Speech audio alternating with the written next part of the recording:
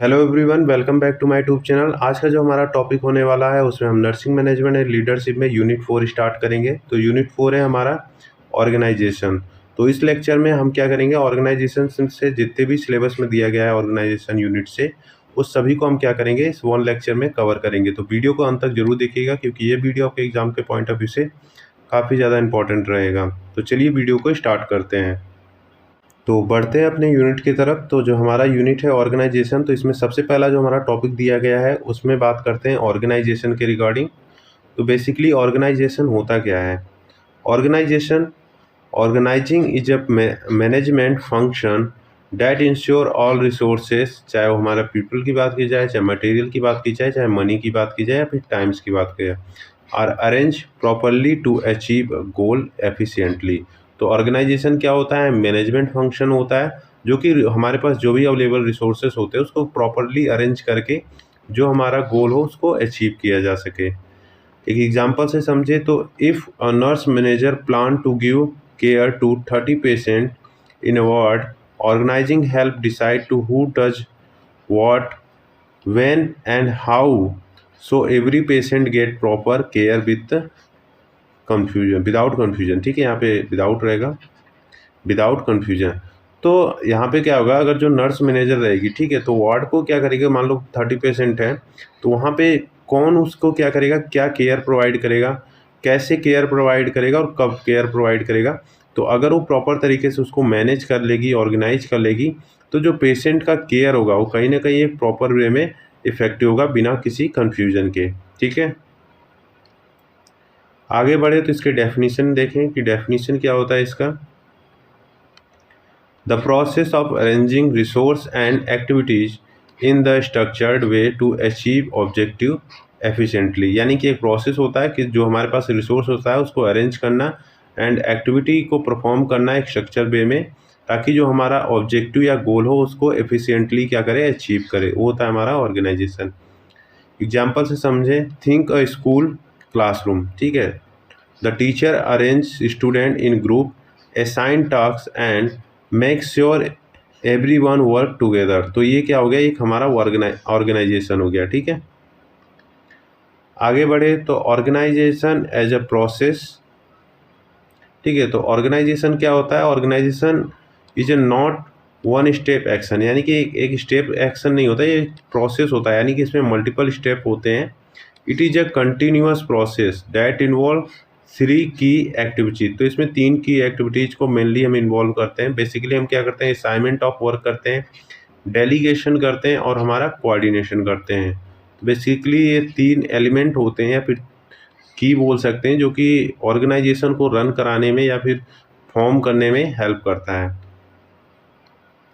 आगे बढ़े तो सबसे पहला जो हमारा है यहाँ पे असाइनमेंट ऑफ वर्क। ठीक है, तो आप ऐसे भी रिप्रेजेंट करेंगे, जब भी एग्जाम में लिखेंगे तो आप ऐसे एक सर्कल बनाकर उसको रिप्रेजेंट करके लिखेंगे। तो हम बेसिकली फर्स्ट बात करें असाइनमेंट ऑफ वर्क की, giving specific tasks to right person according to their skill, knowledge and experience. सही बात है कि अगर जो असाइनमेंट का वर्क होगा हम ऐसे पर्सन को देंगे जो कि स्पेसिफिक हो उस टास्क के रिगार्डिंग, तो कहीं ना कहीं वो जो वर्क होगा हमारा इफेक्टिवली हो जाएगा।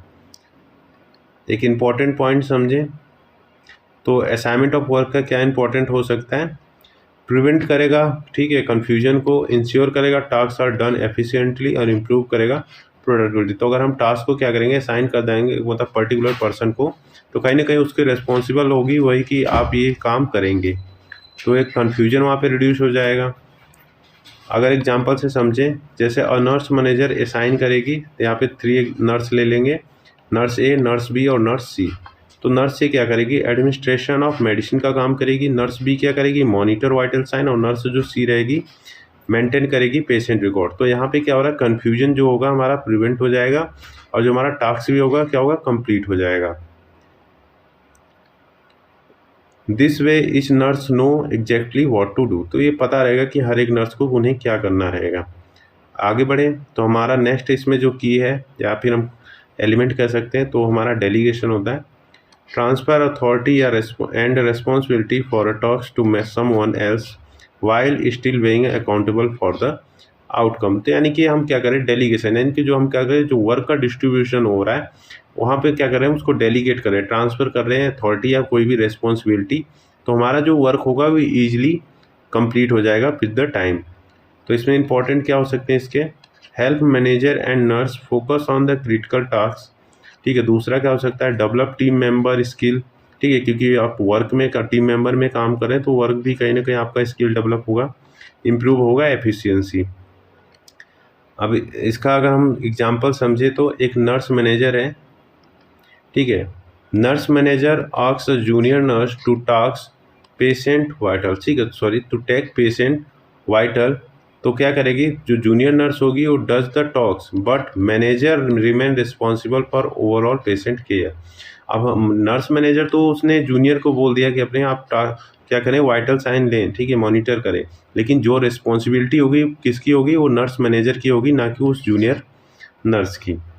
This allow manager to focus on planning, supervising and other complex care task. तो कहीं ना कहीं उसको एक टाइम मिल जाएगा कि और चीज़ों पे प्लान करे, सुपरवाइज करे, जो भी कॉम्प्लेक्स केयर जो टास्क होता है उन पे। आगे जो इसमें दिया गया है एलिमेंट या की बात करें तो कोऑर्डिनेशन है, harmonizing all activity effort and resources to achieve common goal. तो कहीं ना कहीं हार्मोनाइजेशन यानी कि एक बैलेंस बना के रखता है, जो कोऑर्डिनेशन होता है किसी भी एक्टिविटी को परफॉर्म करने के लिए। अब इसका इंपॉर्टेंट समझें तो इंश्योर करेगा टीम वर्क, अवॉइड करेगा डुप्लीकेशन। ठीक है, तो जो कोऑर्डिनेशन होगा तो एक टीम वर्क फॉर्म करेगा। अगर आप टीम में वर्क करते हैं तो कहीं ना कहीं जो प्रोडक्टिविटी होती है वो इंक्रीज हो जाती है। अवॉइड करेगा डुप्लीकेशन, ठीक है, यानी कि प्रिवेंट करेगा, अगर कोई चीज़ बार बार हो रही है तो ये भी प्रिवेंट करने में हेल्प करता है। Make sure every activity is align with patient care goal. तो जो भी एक्टिविटी होगी कहीं ना कहीं वो पेशेंट केयर गोल के अकॉर्डिंग ही होगी, जो भी अलाइन किया जाएगा उसको।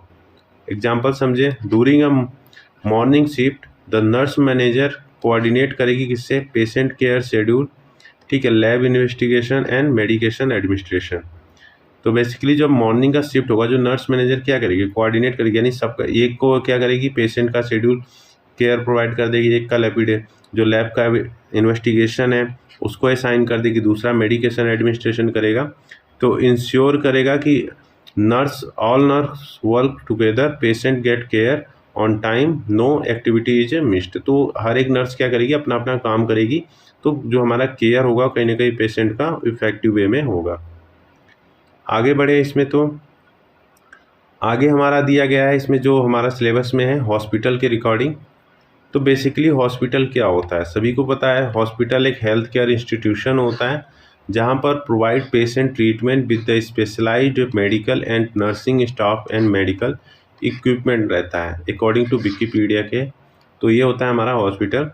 Hospital an integral part of social and medical organization, the function of which is the provided complete health care to people, both curative and preventive, and outpatient services to reach out the family and its home environment. Hospital is also center for training health worker and bio social researchers. तो ये WHO expert committee ने अपना definition दिया है। तो basically इतना important नहीं है हॉस्पिटल की रिकॉर्डिंग। यहाँ पे प्लानिंग पूछ सकता है कि आप कैसे हॉस्पिटल को प्लान करते हैं, ऑलरेडी हम लोगों ने 3rd लेक्चर में कर लिया है, तो इसको आप स्किप भी कर सकते हैं इस लेक्चर में भी आप चाहे तो, पर आप देख लीजिए क्योंकि सिलेबस में दिया है। उसके बाद क्लासिफिकेशन इसका क्या हो सकता है, हॉस्पिटल को कैसे क्लासीफाई किया गया है। तो बेस्ड ऑन ऑब्जेक्टिव के अकॉर्डिंग 3 तरह से क्लासीफाई किया है, general hospital, specific hospital, teaching cum research hospital. तो बेसिकली ये ऑब्जेक्टिव के अकॉर्डिंग है, जो हमारा गोल या ऑब्जेक्टिव। तो जनरल हॉस्पिटल बेसिकली इसमें सारी चीज़ें रहती है, स्पेसिफिक मतलब कि कोई स्पेशलाइज्ड हॉस्पिटल हो गया, जैसे कैंसर सेंटर हो गया, ठीक है। और टीचिंग कम रिसर्च मतलब कि वहाँ पे रिसर्च और टीचिंग वगैरह भी हो रहा है हॉस्पिटल के अंतर्गत, तो वो हमारा हो जाता है ये। अब बात करें ऑनरशिप के या कंट्रोल या फाइनेंशियल इनकम के अकॉर्डिंग, तो गवर्नमेंट या पब्लिक हो सकता है। इसमें हमारा सेंट्रल गवर्नमेंट हॉस्पिटल आता है, स्टेट गवर्नमेंट आता है, कॉरपोरेशन, लोकल जो बॉडीज होती हैं ये सारे आते हैं। नॉन गवर्नमेंट या प्राइवेट भी आते हैं हॉस्पिटल, सेमी गवर्नमेंट हॉस्पिटल होते हैं, वॉलंटरी एजेंसी हॉस्पिटल और चैरिटेबल हॉस्पिटल। तो ये सब हमारे आते हैं based on the ownership and control. आगे बढ़े जो क्लासिफिकेशन है इसमें बेस्ड ऑन द लेंथ के अकॉर्डिंग आप क्लासीफाई कर सकते हैं हॉस्पिटल को। तो इसमें आप दो तरह से, एक शॉर्ट टर्म जो होता है फिर शॉर्ट स्टे हॉस्पिटल होता है, लॉन्ग टर्म जो होता है लॉन्ग स्टे हॉस्पिटल होता है, जो कि अगर आप कोई पेशेंट लेस देन 30 डेज पे रुक रहा है तो वो हमारा शॉर्ट टर्म में हो जाता है, और मोर देन 30 डेज अगर कोई स्टे कर रहा है तो लॉन्ग टर्म हो जाता है। उसके बाद बेस्ड ऑन द बेड की कैपेसिटी के अकॉर्डिंग इसको हम कर सकते हैं, जैसे स्मॉल हॉस्पिटल हो गया up to 100 bedded, medium hospital हो गया मोर देन 100 और लेस देन 300 बेडेड, और large hospital more than 300 bedded. तो ये आपका बेस्ड ऑन द बेड की कैपेसिटी के अकॉर्डिंग हो गया। Based on the types of care, primary care जैसे पीएचसी पर प्रोवाइड किया जाता है, सेकेंडरी केयर जनरल हॉस्पिटल या फिर सीएचसी पे होता है, और टर्सरी केयर जो मेडिकल कॉलेज हॉस्पिटल होते हैं वहाँ पे प्रोवाइड होता है। आगे बढ़े तो बाई टीचिंग एप्लीकेशन के अकॉर्डिंग भी देख सकते हैं आप इसको क्लासिफिकेशन। तो टीचिंग के अकॉर्डिंग जो होगा इसका basically teaching hospital, non teaching hospital. Based on the system of medicine, allopathic hospital, Ayurvedic hospital, homeopathic hospital, यूनानी हॉस्पिटल। अब मेन जो आप याद रखेंगे यहाँ पे WHO के अकॉर्डिंग जो क्लासीफाई किया गया है हॉस्पिटल को, उसको आप याद रखेंगे और एग्जाम में इसको मेंशन करेंगे। बाकी आप स्किप कर सकते हैं, एक दो को लिख देंगे तो ठीक रहेगा। रीजनल हॉस्पिटल होता है जो कि पर्टिकुलर रीजनल एरिया में प्रेजेंट होता है, और इंटरमीडिएट हॉस्पिटल या डिस्ट्रिक्ट हॉस्पिटल होता है, और रूरल हॉस्पिटल होता है। तो ये WHO के अकॉर्डिंग उसको क्लासीफाई किया गया है। आगे बढ़े तो इसमें हमारा सर्विस रेंडर्ड इन हॉस्पिटल, तो सर्विस क्या प्रोवाइड की जाती है, एसेंशियल सर्विस देख लेते हैं। तो आउट पेशेंट डिपार्टमेंट होता है, ठीक है, हॉस्पिटल में आउट पेशेंट डिपार्टमेंट होता है, तो एक एसेंशियल सर्विस कहीं ना कहीं प्रोवाइड करता है। इन पेशेंट डिपार्टमेंट होता है, इंटेंसिव केयर होता है, ठीक है, ऑपरेशन थिएटर होता है, नर्सिंग सर्विसेज होती है, और इमरजेंसी डिपार्टमेंट होता है। तो ये आपका एसेंशियल सर्विस आएगा जो कि services rendered in the hospital. अब उसके बाद पढ़े अगर सपोर्टिव सर्विसेज की बात करें, तो सपोर्टिव सर्विसेज में जैसे कि रेडियोलॉजी डिपार्टमेंट होता है, ठीक है, मेडिकल रिकॉर्ड होता है, रिहेबिलिटेशन होता है, लेबोरेटरी होता है, फार्मेसी, CST हो गया या फिर ब्लड बैंक हो गया। तो ये कहीं ना कहीं एक सपोर्टिव सर्विस होता है जो कि हॉस्पिटल द्वारा प्रोवाइड किया जाता है। वहीं अगर हम बात करें यूटिलिटी सर्विस की, तो यूटिलिटी सर्विस में जैसे हॉस्पिटल का सिक्योरिटी हो गया, हॉस्पिटल इंजीनियरिंग हो गया, ठीक है, डाइट्री हो गया, लैंड, और इसके बाद आपका लॉन्ड्री हो गया, फिर उसके बाद आपका जो फायर एंड सेफ्टी वगैरह वाला हो गया, कैंटीन हो गया, ठीक है, मॉर्चरी हो गया, ठीक है, स्टोर एंड परचेज, और पब्लिक रिलेशन कम्युनिकेशन। तो ये यूटिलिटी सर्विस जो होती है हॉस्पिटल द्वारा प्रोवाइड करती है, उसको भी मेंशन कर सकते हैं आप। आगे बढ़े तो इसमें आगे और भी सर्विसेज हैं, जैसे कि आप एडमिनिस्ट्रेटिव सर्विसेज की बात करें, तो एडमिनिस्ट्रेटिव सर्विसेज में जैसे हाउस कीपिंग हो गया, ठीक है, कम्युनिटी सर्विस हो गई, मटेरियल मैनेजमेंट सर्विस हो गया, फाइनेंशियल मैनेजमेंट हो गया, और पर्सनल मैनेजमेंट, पर्सन के यहाँ पे जो स्टाफ वगैरह को मैनेज करते हैं, तो वो हो गया हमारा। बायोमेडिकल रिसर्च की जो सर्विसेज होती है, जैसे कि ट्रेनिंग, हेल्थ जो प्रोफेशनल होते हैं उनको ट्रेनिंग प्रोवाइड करना, ठीक है, हेल्थ एजुकेशन देना, उसके बाद आउट जो रिच सर्विस होती है उसको प्रोवाइड करना, मेडिकल कैंप वगैरह का हो गया, integration with the other institution, और सपोर्ट कम्युनिटी नीड। तो ये बेसिकली हमारा बायोमेडिकल जो रिसर्च सर्विसेज होता है हॉस्पिटल द्वारा, ये भी कहीं ना कहीं प्रोवाइड किया जाता है। एजुकेशन फंक्शन की बात करें तो मेडिकल, डेंटल, पैरामेडिक्स और नर्सिंग कहीं ना कहीं कोर्सेज वहाँ पे चलाए जाते हैं ताकि ये प्रॉपर तरीके से उनका एजुकेशन वगैरह हो पाए। तो ये था हमारा रैंडम कुछ सर्विसेज जो कि क्या होता है हॉस्पिटल द्वारा प्रोवाइड किया जाता है। आगे बढ़े तो इसमें फंक्शन ऑफ हॉस्पिटल, तो हॉस्पिटल का क्या फंक्शन हो सकता है ये भी देख लीजिए। बेसिकली ये क्या करता है, मेडिकल केयर प्रोवाइड करता है, पेशेंट सपोर्ट करता है, एडमिनिस्ट्रेटिव रहता है वहाँ पे, टीचिंग होता है, रिसर्च और एम्प्लॉयमेंट। तो ये सारे फंक्शन होते हैं हॉस्पिटल को, आप मेंशन करना चाहो तो कर सकते हैं। आगे बढ़े तो ऑर्गेनाइजेशन ऑफ हॉस्पिटल, तो ये आप एक का इम्पोर्टेंट टॉपिक बन सकता है कि आप कैसे हॉस्पिटल को ऑर्गेनाइज करेंगे। तो इसको आप स्टार मार्क कर लीजिएगा, ये क्वेश्चन आ सकता है आपका। Hospital organization means how hospital is structured to deliver services smoothly. तो कैसे आप हॉस्पिटल में जो भी सर्विसेज डिलीवर की जा रही है उसको स्मूथली कैसे डिलीवर करेंगे। इट इंक्लूड हायरार्की, ठीक है, department, role and communication flow. तो कहीं ना कहीं एक हायरार्की पैटर्न को फॉलो करता है जो भी डिपार्टमेंट होता है उसके रोल को और कम्युनिकेशन फ्लो को। अब बात करें इसमें ऑर्गेनाइजेशनल स्ट्रक्चर की, तो बेसिकली जो ऑर्गेनाइजेशन स्ट्रक्चर होता है और typical structure has a 3 level and तीन लेवल में इसको डिवाइड किया गया है। टॉप लेवल मैनेजमेंट होता है, मिडिल लेवल मैनेजमेंट होता है और lower level management. Top level management पे आते हैं जो हमारे हॉस्पिटल के डायरेक्टर हो गए, फिर सीईओ हो गए, मेडिकल सुपरिटेंडेंट और नर्सिंग सुपरिटेंडेंट। इनके फंक्शन क्या होते हैं? ये पॉलिसी मेकिंग करते हैं, ओवरऑल सुपरविजन करते हैं, फाइनेंशियल डिसीजन लेते हैं, प्लानिंग एंड कोऑर्डिनेशन लिखते हैं। उसके बाद हम बात करें जो मिडिल लेवल के जो मैनेजमेंट होते हैं उसमें आते हैं हमारे हेड ऑफ डिपार्टमेंट होते हैं, नर्सिंग सुपरवाइजर हो गए, एडमिनिस्ट्रेटिव ऑफिसर हो गए। तो इनके क्या फंक्शन होते हैं यहाँ पे मेंशन कर सकते हैं आप। इम्प्लीमेंट करना, जो भी पॉलिसी वगैरह फॉर्म की जाती है डायरेक्टर वगैरह से, फिर सुपरिटेंडेंट वगैरह से, तो उस पॉलिसी को इम्प्लीमेंट करना, सुपरवाइज करना डिपार्टमेंट वाइज, ठीक है, और इंश्योर करना क्वालिटी ऑफ केयर। तो ये इनके फंक्शन हो गए। जो लोअर लेवल के मैनेजमेंट करते हैं वो आते हैं हमारे जैसे स्टाफ नर्स हो गए, वार्ड इंचार्ज हो गए और टेक्नीशियन। तो ये सब लोअर मैनेजमेंट के आते हैं हमारे। फंक्शन क्या हो सकते हैं इनके? डायरेक्ट पेशेंट केयर प्रोवाइड करते हैं, मेंटेन करते हैं रिकॉर्ड को, provide best side nursing services जो भी होता है उसको ये डिलीवर करते हैं। तो ये आपके 3 लेवल में डिवाइड किया गया स्ट्रक्चर को। अगर हम बात करें ऑर्गेनाइजेशन तो आप इसको भी लिख सकते हैं, मेंशन कर सकते हैं। आगे बढ़े इसमें तो ऑर्गेनाइजेशन बाय डिपार्टमेंट, तो ये हमारा दूसरा पॉइंट है इसमें। फर्स्ट पॉइंट क्या था ऑर्गेनाइजेशन हॉस्पिटल में? Organization structure. और दूसरा पॉइंट हमारा इसमें आएगा आपका ऑर्गेनाइजेशन बाय डिपार्टमेंट। तो divide into the major department, ठीक है। जैसे कि हमारा क्लिनिकल डिपार्टमेंट हो गया जिसमें हमारी मेडिसिन हो गई, सर्जरी हो गई, पीडियाट्रिक हो गया, ओबीजी, ऑर्थोपेडिक, ईएनटी और ऑप्थेल्मोलॉजी, बहुत सारे जो भी डिपार्टमेंट वगैरह होते हैं सभी वो आते हैं हमारे क्लिनिकल डिपार्टमेंट में। आगे देखिए इसमें तो हमारा नर्सिंग डिपार्टमेंट आता है जिसमें हमारे नर्सिंग सुपरिटेंडेंट होते हैं, डिप्टी नर्सिंग होते हैं सुपरिटेंडेंट, ठीक है, वार्ड सिस्टर हो गए और नर्सिंग स्टाफ वगैरह आ गए इसमें। सपोर्टिव जो डिपार्टमेंट होता है जैसे फार्मेसी हो गया, लेबोरेटरी हो गया, रेडियोलॉजी, ब्लड बैंक वगैरह हो गया। एडमिनिस्ट्रेटिव में आते हैं हमारे अकाउंटेबल हो गया, सिक्योरिटी हो गया, एचआर डिपार्टमेंट हो गया, ट्रांसपोर्ट डिपार्टमेंट हो गया और हाउसकीपिंग डिपार्टमेंट। ये सभी एडमिनिस्ट्रेटिव डिपार्टमेंट के अंतर्गत आते हैं। उसके बाद एंसिलरी डिपार्टमेंट जैसे कि जो हमारे सीएसडी वगैरह हो गए, ठीक है, लॉन्ड्री वगैरह हो गया, किचन वगैरह हो गया, मेंटेनेंस डिपार्टमेंट। तो ये सभी एंसिलरी डिपार्टमेंट होते हैं जो कि मेंटेनेंस वगैरह को कहीं ना कहीं देख रेख करते हैं। फिर जो भी लॉन्ड्री होता है, वॉशिंग वगैरह या फिर खाना वगैरह को सारी चीज़ें मैनेज करते हैं हमारे एंसिलरी डिपार्टमेंट होती हैं।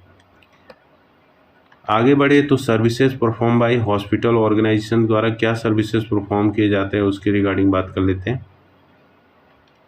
तो सबसे पहले जो नर्सिंग सर्विसेज प्रोवाइड करता है, ठीक है, सेंट्रल सप्लाई सर्विसेज प्रोवाइड करता है, जो भी सर्विस होता है, hospital pharmacy services, medical record services, store room services, miscellaneous services जैसे transportation, laundry, ambulatory, library, radiology services और आउट पेशेंट सर्विसेज प्रोवाइड करता है। तो कहीं ना कहीं ये परफॉर्म करता है हॉस्पिटल ऑर्गेनाइजेशन द्वारा। तो आप भी इसको मेंशन कर सकते हैं अगर लॉन्ग क्वेश्चन में पूछा जा रहा है तो। अब बढ़े अगले टॉपिक की तरफ। तो अगला टॉपिक जो दिया गया है हमारे सिलेबस में ऑर्गेनाइजेशन डेवलपमेंट दिया गया है। तो बेसिकली ऑर्गेनाइजेशन डेवलपमेंट क्या होता है? It is a plan systematic long term effort to improve the overall effectiveness, performance and health of an organization. तो कहीं ना कहीं ये क्या करता है, एक सिस्टमेटिक प्लान होता है, लॉन्ग टर्म जो भी एफर्ट ये होता है कि जो ऑर्गेनाइजेशन का जो वर्क हो रहा है कैसा हो रहा है, इफेक्टिवनेस हो रहा है, उसका परफॉर्मेंस कैसा है। तो सारी चीज़ें कहीं ना कहीं ऑर्गेनाइजेशन डेवलपमेंट में शो करता है। एग्जाम्पल से समझें, if a hospital is a facing problem like staff conflict, high patient complaint, show services, यानी कि जो सर्विसेज हमारा कैसा हो रहा है, स्लो सर्विसेज है। तो ऑर्गेनाइजेशन डेवलपमेंट हेल्प करेगा identify the problem and develop strategy to fix them. तो जो भी ऑर्गेनाइजेशन डेवलपमेंट डिपार्टमेंट होता है तो कहीं ना कहीं उसको हेल्प करता है उस प्रॉब्लम को फिक्स आउट करने में। अगर इसका डेफिनेशन देखिए तो बेसिकली जो इसका डेफिनेशन होता है, organization development means improving the hospital और nursing organization in a planned and systematic way. तो ये होता है हमारा ऑर्गेनाइजेशन डेवलपमेंट का एक डेफिनेशन है। तो आप इसको भी लिख सकते हैं। उसके बाद इसके करैक्टरिस्टिक की बात करें, जो ऑर्गेनाइजेशन डेवलपमेंट की क्या करैक्टरिस्टिक है, तो बेसिकली ये एक लॉन्ग टर्म और कंटिन्यूस प्रोसेस होता है। उसके बाद हम बात करें, ये प्लान्ड होता है। जब भी ऑर्गेनाइजेशन अगर डेवलपमेंट की बात करें तो एक प्लान्ड प्रोसेस होता है। Focus on the human behaviour and team work and communication पे फोकस करता है और इम्प्रूव करेगा organization culture, problem solving, encourage employ participant और प्रमोट करेगा growth and development of staff. तो बेसिकली ये कुछ करेक्टरिस्टिक थे जो हमारे ऑर्गेनाइजेशन डेवलपमेंट में देखने को मिलते हैं। तो आप इसको भी मेंशन कर सकते हैं। आगे बढ़े तो जिसमें आगे जो इसमें टॉपिक दिया गया है हमारे सिलेबस के according, goal and objective of organization development. तो ऑर्गेनाइजेशन डेवलपमेंट की क्या गोल या ऑब्जेक्टिव हो सकते हैं। फर्स्ट है इसमें improve quality of patient care. सही बात है, अगर ऑर्गेनाइजेशन डेवलपमेंट प्रॉपर तरीके से होगा तो कहीं ना कहीं पेशेंट की क्वालिटी क्या होगी, इम्प्रूव होगी। इंक्रीज स्टाफ सेटिस्फैक्शन, अगर ऑर्गेनाइजेशन प्रॉपर तरीके से क्या होगा, डेवलप होगा, ऑर्गेनाइज्ड होगा, तो कहीं ना कहीं जो डेलीगेशन ऑफ वर्क का हर स्टाफ को क्या होगा, इक्वली होगा, और उसमें क्या होगा, उनका सेटिस्फैक्शन रहता है। इम्प्रूव कम्युनिकेशन में कहीं ना कहीं हेल्प करता है, इनहेंस डिसीजन मेकिंग। आगे बढ़े इसमें क्या और क्या हो सकता है, प्रमोट इनोवेशन, ठीक है, एंड प्रॉब्लम सॉल्विंग। कोई भी अगर प्रॉब्लम वगैरह हो रही है उसको कैसे फिक्स आउट करना है, फिर किसी भी चीज़ को अगर कोई नई चीज़ें आ रही है, इनोवेट हो रही है, तो कहीं ना कहीं उसको कैसे प्रमोट करना, वो सारी चीज़ें ऑर्गेनाइजेशन डेवलपमेंट में आता है। रिड्यूस करता है कॉन्फ्लिक्ट, ठीक है, conflict and stress. Create healthy organization culture and improve करेगा कोऑर्डिनेशन। तो ये बेसिकली कुछ गोल या ऑब्जेक्टिव थे जो कि ऑर्गेनाइजेशन डेवलपमेंट में आपको मेंशन करने रहेंगे। आगे बढ़े तो प्रोसेस ऑफ ऑर्गेनाइजेशनल डेवलपमेंट क्या होता है, ये आपका पूछा जा सकता है कि प्रोसेस क्या हो सकता है। तो आप देखिए, सबसे पहले तो हम क्या करेंगे, प्रॉब्लम को आइडेंटिफाई करेंगे, फिर उस प्रॉब्लम के रिकॉर्डिंग जो भी डाटा वगैरह होगा उसको कलेक्ट करेंगे, फिर डाटा को हम क्या करेंगे, एनालिसिस करेंगे, और फिर हमारा एक्शन प्लान करेंगे। जो भी एक्शन फॉर्मुलेट करेंगे उसका इम्प्लीमेंटेशन होगा, फिर हमारा एवोल्यूशन, और लास्ट हमारा फीडबैक एंड रीफोर्समेंट है। अगर हमारा प्रॉपर तरीके से वो प्लानिंग जो हमने किया अगर वो नहीं हो पाया तो हम क्या करेंगे, उसको फिर से स्टार्ट करेंगे, ठीक है, जो भी इम्प्लीमेंट करना रहेगा उसे चेंजेस करना रहेगा, तो री इन्फोर्समेंट वगैरह उसमें फिर से कर सकते हैं। तो ये था हमारा प्रोसेस या स्टेप, आप इसको बोल सकते हैं। तो आप इसको भी स्टार मार्क लीजिए, इंपॉर्टेंट हो सकता है आपके एग्जाम के पॉइंट ऑफ व्यू से। आगे बढ़े इसमें तो ऑर्गेनाइजेशन डेवलपमेंट मॉडल आया था जो कि according Kurt Lewin organization model था, जो मतलब कि 1940 में दिया गया था, जिसमें 3 कंपोनेंट को लेकर या 3 स्टेप को लेकर बात किया गया था। सबसे पहला जो कंपोनेंट या स्टेप की बात करें तो अनफ्रीज की बात हुई थी। तो अनफ्रीज का मतलब क्या होता है ये समझते हैं। Organization try to relax existing policy and practice in the first phase to get ready for changes, preparing the organization for change. यानी कि ये कह रहा है कि जो भी ऑर्गेनाइजेशन ट्राई कर, मतलब कि एक रिलैक्स करेगा स्टेज, जो भी पॉलिसी वगैरह वो फॉर्म कर रहा है, जिसका फर्स्ट स्टेज यही होता है कि उस पॉलिसी को कहीं ना कहीं एक फ्लेक्सिबल वे में आया कि कोई भी अगर चेंजेस होता है तो जो स्टाफ मेंबर है वो कहीं ना कहीं वो रेडी रहे उस चीज़ के लिए। अब यहाँ पे एग्जाम्पल से समझे तो ज़्यादा अच्छा रहेगा। There is a too many medication error in the hospital. Nurse are used to giving medicine without double checking. तो हम इसको अनफ्रीज करने के लिए हम क्या करेंगे, जो नर्स सुपरटेंडेंट होगा एक्सप्लेन द रिस्क, यानी हम पहले ही उस रिस्क के बारे में बता देंगे क्योंकि कहीं ना कहीं जो आप मेडिकेशन दे रहे हैं उसके क्या रिस्क हैं। शो करेंगे डाटा ऑफ मेडिकेशन एरर, कितने मेडिकेशन एरर डाटा होंगे, तो कहीं ना कहीं नर्स की एक रिस्पॉन्सिबिलिटी बनती है कि आप डबल चेक करेंगे। Make nurse understood that change is necessary, तो कहीं ना कहीं उनको लगेगा हाँ जो हम कर रहे हैं मेडिकेशन बार बार एरर कर रहे हैं तो उसमें कहीं ना कहीं और चेंजेस जरूरी होते हैं। तो ये होता है हमारा अनफ्रीज, ठीक है, कंपोनेंट हो गया। दूसरा जो इसमें दिया गया है चेंजेस, या फिर हम ट्रांजिशन या मूविंग बोल सकते हैं इसको। तो ये क्या होता है, this is the action stage होता है where the organization from new idea, new method या फिर न्यू बिहेवियर। तो इसमें हमारे ट्रेनिंग करवाता है, ठीक है, न्यू पॉलिसी अप्लाई करता है, न्यू एम्प्लॉयमेंट सिस्टम इंट्रोड्यूस होता है, या फिर कोई स्टाफ प्रैक्टिसिंग वगैरह हो गया, फिर न्यू मेथड, वो सारी चीज़ें होती है हमारे चेंजेस के रिकॉर्डिंग। तो अनफ्रीज करने के लिए हम क्या करते हैं, उसमें चेंजेस लाते हैं कहीं ना कहीं। तो इसमें एग्जांपल सकते हैं टू रिड्यूस मेडिकेशन एरर, तो हम क्या करेंगे, इम्प्लीमेंट करेंगे डबल चेक सिस्टम और कलर कोडिंग ड्रग लेवल, ये सब क्या करेंगे, इम्प्लीमेंट करेंगे। तो ये हमारा चेंजेस हो गया। थर्ड जो हमारा होगा रीफ्रीजिंग, तो मतलब कि वो जब हमने ये सारी चीज़ें कर ली तो जो हमारा इफेक्टिव होगा, यानी कि जो मेथड होगा प्रॉपर तरीके से वर्क होगा। तो इसमें it means making the changes permanently, जो हम वहाँ पे क्या रहे हैं वो परमानेंटली हम चेंज करें, जो हमारा मेडिकेशन एरर प्रॉब्लम हो रही है कहीं ना कहीं रिजॉल्व हो जाएगा। The method become to normal way doing work, तो नॉर्मल वे में यानी डेली वर्क में वो मेथड आ जाएगा। Double check become a retail rule, अगर हम उसको बना लेंगे तो। अगर इन शॉर्ट में समझे तो अनफ्रीजिंग का मतलब होता है क्रिएट अवेयरनेस फॉर चेंजेस, कि उन्हें पता होना चाहिए कि किस चीज़ के रिगार्डिंग अवेयरनेस करनी है, क्या चीज़ें ज़रूरत है चेंजेस की, तो हम चेंजिंग कर देंगे तो ब्रिंग एक्चुअल चेंजेस जैसे ट्रेनिंग, न्यू मेथड वगैरह अप्लाई करेंगे, और रिप्रेजिंग मेकिंग चेंजेस परमानेंटली। तो ये हमारा शॉर्ट में हो गया। आगे बढ़े तो इसमें और क्या चीज़ें देखने को मिलेगी आपको। Challenges to organization changes and development, तो क्या चैलेंज देखने को मिल सकता है। फियर ऑफ अननोन, ठीक है, कि कहीं ना कहीं हम ऐसी चीज़ों ना कर दे जो कि अननोन हो, भाई हमारी जानकारी में ना हो, तो कहीं ना कहीं उसको भी लेकर रहता है। कन्फ्लिक्टिंग गोल्स हो सकता है, ठीक है, एग्जॉशन हो सकता है, lack of leadership and lack of understanding the planning changes, having a troubling alternating mission and value. तो ये कुछ चैलेंजेस देखने को मिल सकते हैं ऑर्गेनाइजेशन चेंजेस के। आप इसको अगर चाहें तो मेंशन कर सकते हैं, वैसे इतना इम्पोर्टेंट नहीं है। आगे बढ़े तो इसमें हमारा नेक्स्ट टॉपिक दिया गया है ऑर्गेनाइजेशनल स्ट्रक्चर। तो बेसिकली ऑर्गेनाइजेशनल स्ट्रक्चर क्या होता है, it means how organization is arranged, उसे वो होता है हमारा organization structure. It is a outline of the role and contribution of each employ. तो कहीं ना कहीं ये एक आउटलाइन प्रोवाइड करता है कि हर एक एम्प्लॉय का क्या एक रोल होता है, क्या रिस्पॉन्सिबिलिटी होती है, उसको रिगार्डिंग ये बात कर रहा है। It help in reduce confusion, improve coordination, ensure quality patient care, और डिफाइन करेगा रोल एंड रिस्पॉन्सिबिलिटी। तो सही बात है कि कहीं ना कहीं ये सारी चीज़ें, जैसे चाहे रिड्यूस कन्फ्यूजन की बात की जाए, चाहे इम्प्रूव क्वालिटी की बात की जाए, तो कहीं ना कहीं इन सभी चीज़ों में ऑर्गेनाइजेशन स्ट्रक्चर एक मेजर रोल प्ले करता है। अगर इसका डेफिनेशन देखें तो बेसिकली ये क्या होता है, a formal system that define role, responsibility, relationship and the communication pathway within the an organization. तो होता है हमारा ऑर्गेनाइजेशन स्ट्रक्चर। तो आप डेफिनेशन वहाँ पे मेंशन कर सकते हैं अगर पूछा जाता है तो 5 मार्क्स में। तो एलिमेंट की बात करें ऑर्गेनाइजेशन स्ट्रक्चर की, तो हायरार्की या फिर चेन ऑफ कमांड होता है, डिवीजन ऑफ वर्क होता है, फॉर्मल और इनफॉर्मल स्ट्रक्चर। फॉर्मल में जैसे हमारी रूल पॉलिसी वगैरह हो गया है, इनफॉर्मल स्ट्रक्चर जैसे कि फ्रेंडली ग्रुप फॉर्म होता है बाय द स्टाफ मेंबर वगैरह द्वारा। उसके बाद होता है स्पैन ऑफ कंट्रोल होता है, ठीक है, उसके मतलब वही है चैन ऑफ कमांड हो गया, फिर स्पैन ऑफ कंट्रोल हो गया, जो भी अथॉरिटी होगी, हायर अथॉरिटी जो होगी, वो कहीं ना कहीं वो कंट्रोल फॉर्म करेगी।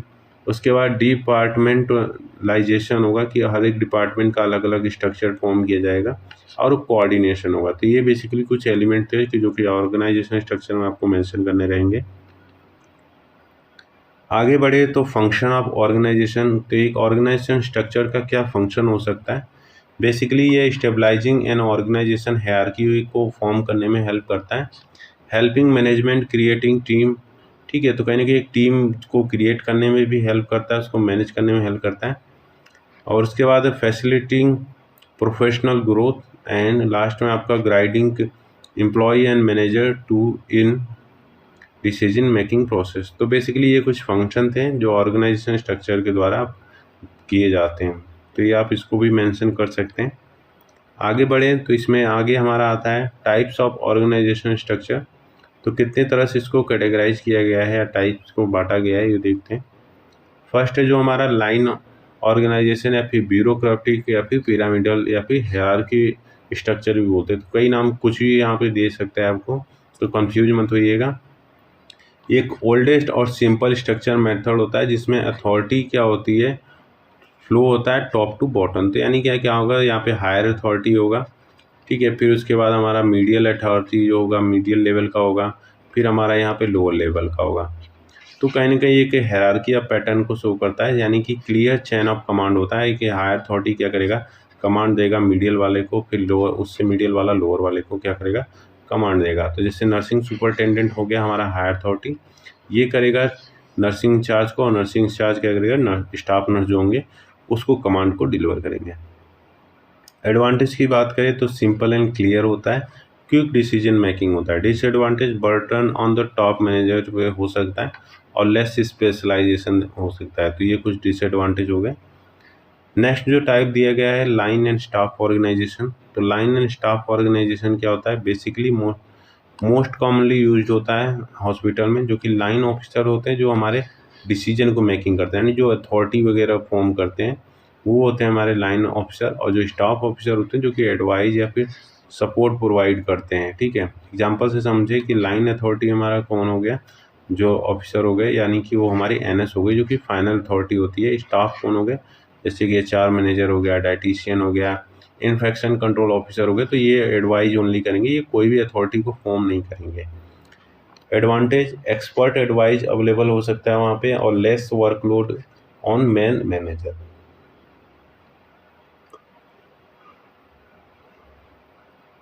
डिसएडवांटेज की बात करें तो disadvantage basically need expert adviser. अगर हमारा एडवाइज़र प्रॉपर तरीके से एक्सपर्ट नहीं होगा तो कहीं ना कहीं ये जो हम ऑर्गेनाइजेशन फॉर्म कर रहे हैं वो प्रॉपरली फॉर्म नहीं होगा।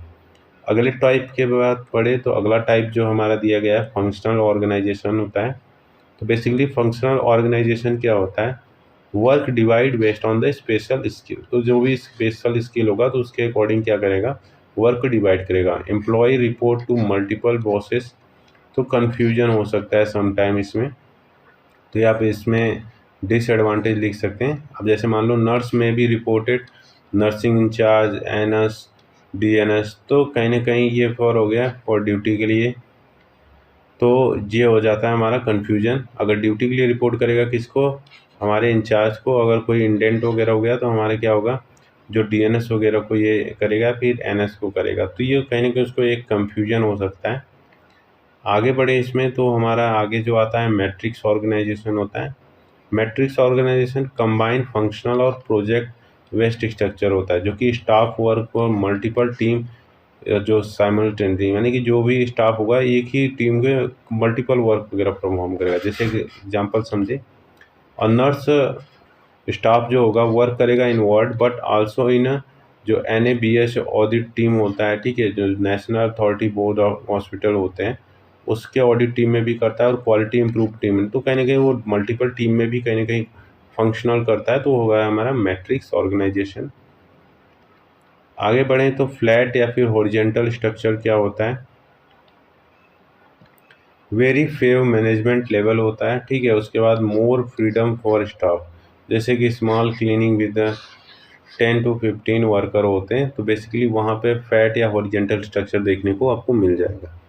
एक एग्जांपल से समझे, अगर हॉस्पिटल का एग्जांपल ले रहे हैं हम तो अगर हम बात करें इसमें जो हमारे टॉप लेवल के जो मैनेजर होते हैं, ठीक है, जैसे कि उसमें कौन कौन से आते हैं, जो हॉस्पिटल के डायरेक्टर हो गए, मेडिकल सुपरिटेंडेंट हो गया, चीफ नर्सिंग ऑफिसर हो गए, वो हमारे टॉप लेवल के मैनेजमेंट में आते हैं।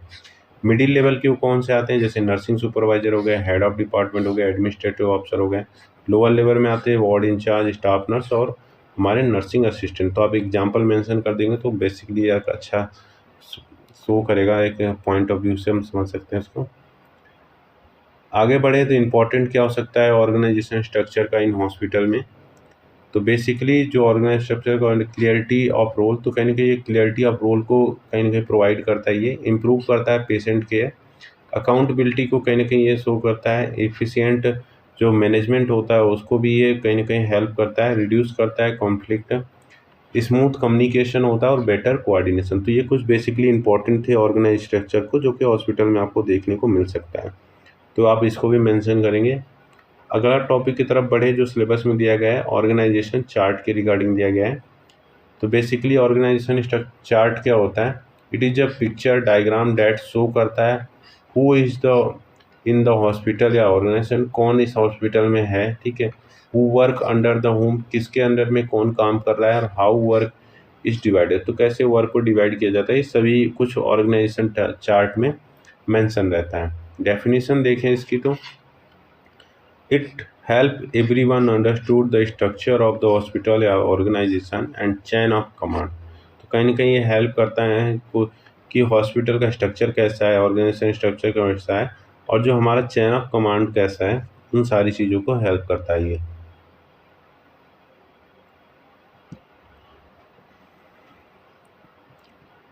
यूजेस की बात करें तो इसके क्या यूजेस हो सकते हैं, बेसिकली क्लेरिफाई करता है रोल एंड ड्यूटी, हेल्प करता है इन प्रॉपरली कोऑर्डिनेशन, उसके बाद help in a planning and staffing, help करेगा new staff understand the structure, help in communication और शो अथॉरिटी रिस्पॉन्सिबिलिटी। तो कहीं ना कहीं ये सारी चीज़ें में ये हेल्प करता है जो हमारा ऑर्गेनाइजेशन चार्ट होता है, तो आप इसको भी मेंशन कर सकते हैं। इंपॉर्टेंट पॉइंट है कि ऑर्गेनाइजेशन चार्ट का क्या यूजेस होता है हॉस्पिटल में, तो ये आप लिख सकते हैं।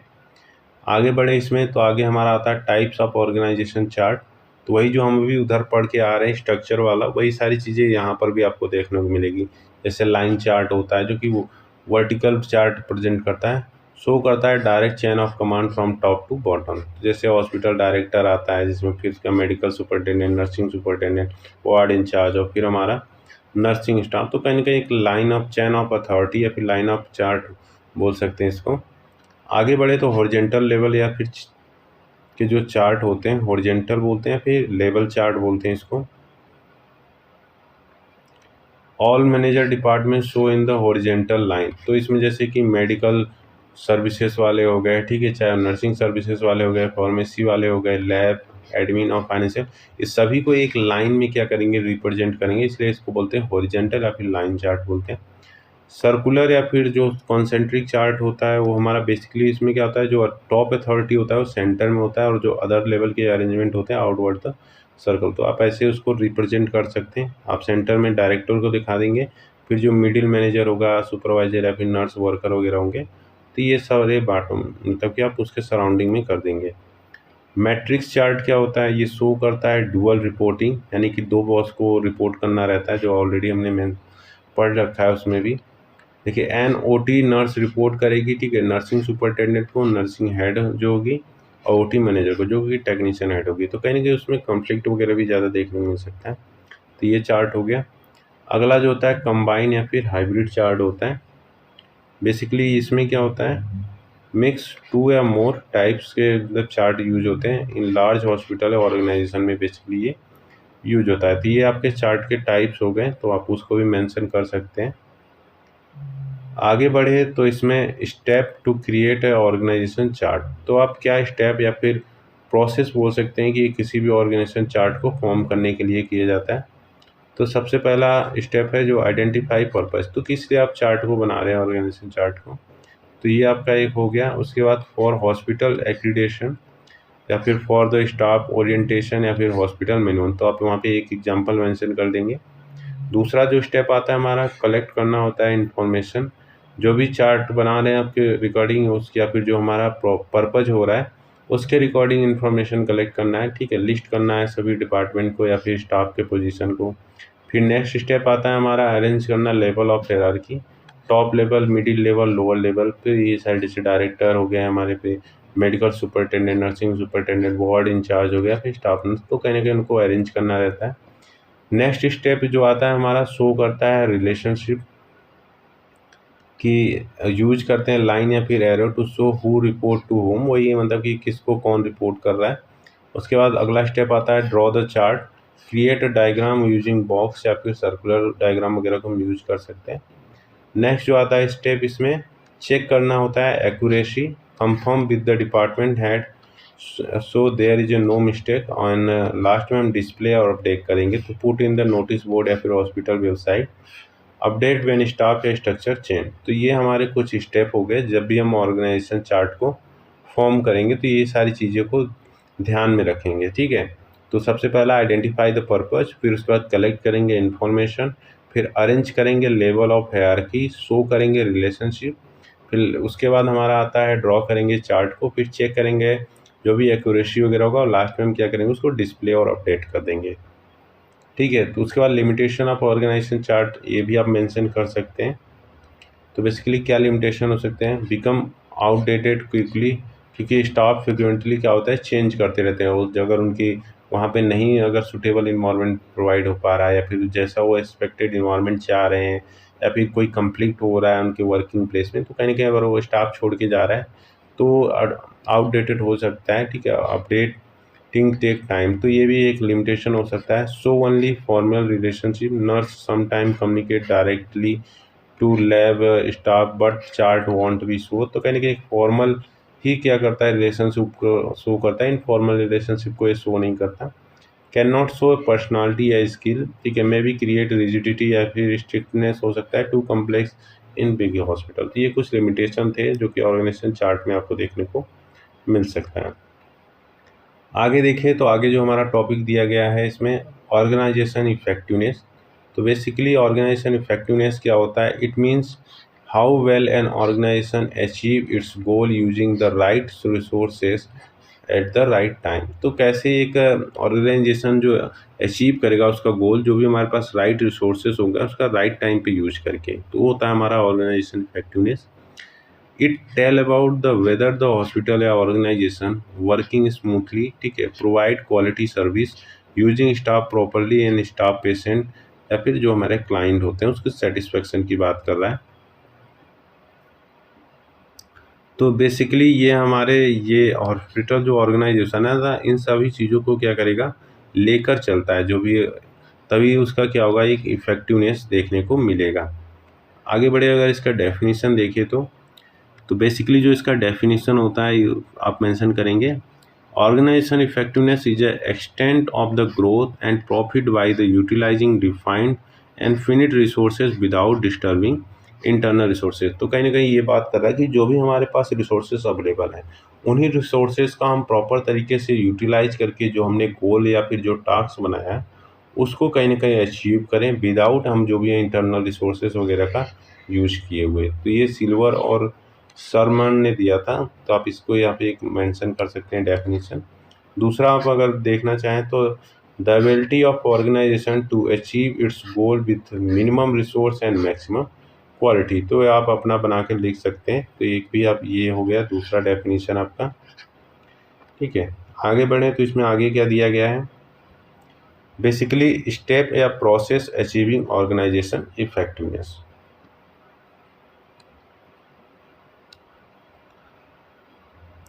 तो बात करें स्टेप या process of achieving organization effectiveness, तो क्या हो सकता है ये देख लेते हैं।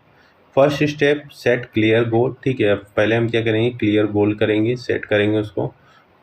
नेक्स्ट होता है हमारा आइडेंटिफाई जो भी रिक्वायर्ड रिसोर्सेस होगा। नेक्स्ट स्टेप आता है design structure role and implement करेंगे प्लान, मॉनिटर परफॉर्मेंस, एवरेट करेंगे आउटकम, और नेक्स्ट हमारा लास्ट में आता है मैक इम्प्रूवमेंट। तो इफ़ गोल नॉट अचीव, अगर गोल हमारा अचीव नहीं होगा तो हम इम्प्रूवमेंट वगैरह करेंगे। तो ये बेसिकली कुछ स्टेप थे जो कि ऑर्गेनाइजेशन को इफेक्टिव वे में रन कराने के लिए कहीं ना कहीं रिस्पॉन्सिबल होता है, ठीक है। ये सभी में लगभग जो स्टेप आपके आते हैं लगभग उसमें कुछ ना कुछ एकदम सिमिलर ही रहते हैं, थोड़े बहुत चेंजेस देखने को मिलते हैं। तो अगर आप एक अच्छा सा स्टेप आप तैयार करते हैं तो कहीं ना कहीं जितने भी स्टेप आ रहे हैं ऑर्गेनाइजेशन से रिलेटेड तो आप उसको वहाँ पे मेंशन कर सकते हैं।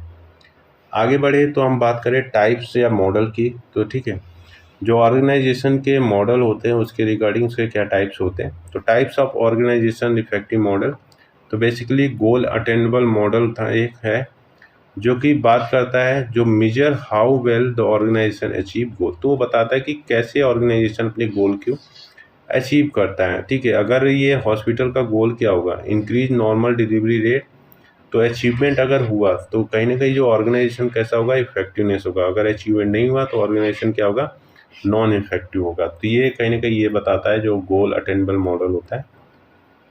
सिस्टम रिसोर्स मॉडल ये बताता है कि effectiveness is based on the how well organization use resources, तो एक ऑर्गेनाइजेशन कैसे रिसोर्सेज को यूज कर रहा है तो कहीं ना कहीं ये बताता है। एग्जाम्पल समझे इसमें, तो hospital use funding staff equipment efficiently, अगर ये एफिशिएंटली हो रहा है, काम हो रहा है, तो कहीं ना कहीं ऑर्गेनाइजेशन एक इफेक्टिव वे में रन करेगा।